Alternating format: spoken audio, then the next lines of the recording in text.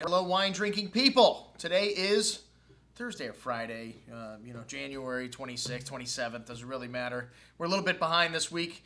We've been a little busy here drinking. If you notice the calendar of events, a lot of stuff going on here at the Wine Watch. And we've got all our new segments that we've got to address here also. And today, I think it's the wine news with Flavio. So let's check it out and see what we've got on the wine happening section of the email. This is your wine news for today. Researchers at the National Institute for Material Science in Japan believe a little more in happy accidents. The scientists were studying superconductors, and part of the research involved soaking one material in plain water and another in a water-ethanol mixture. At the party, a gag to soak the material in wine led to an unlikely discovery.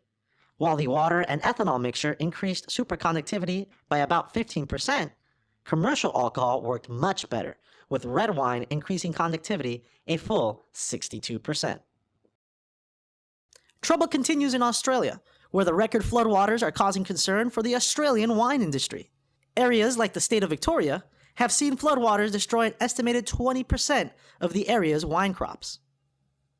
With harvest a few weeks away, fungal diseases like botrytis may be widespread. In South Australia, at the Clare Valley, estimates reveal that 10% of the region's crops have been affected by such diseases. Some wineries are already dealing with the effect. Mount Avoca in the Pyrenees has seen their entire Cabernet crop been lost this season. That is your wine news for today. All right. Well, that was definitely educational and interesting, and we love that voiceover that he does. We're going to try to get him to slow down that voice a little bit, or speed it up just to get it at the right speed there. Kind of sounds a little bit like chipmunks here. But anyways, what do we got to sell you today?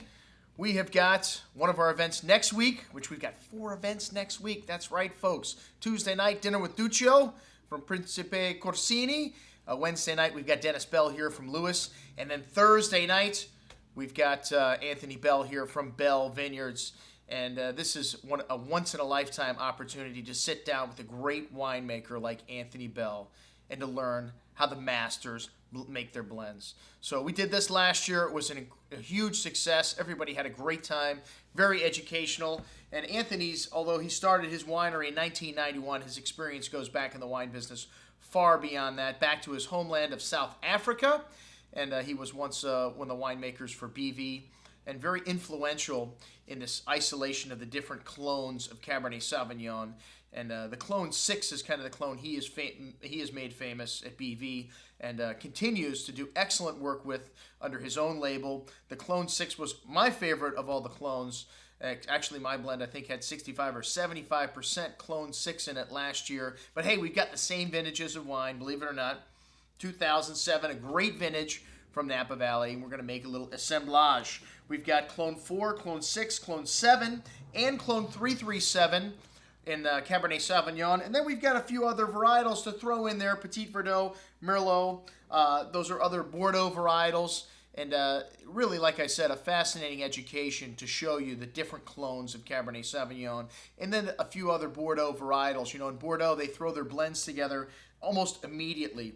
They do a tasting called the Grand Cru in March, shortly after the harvest. And they've had so many years of experience, they know approximately how the blend is going to be very quickly in Bordeaux. For some reason in California, well, maybe it's because they don't have as much experience, they take a little longer to put the blend together. A lot of times they put it together right before they bottle the wine.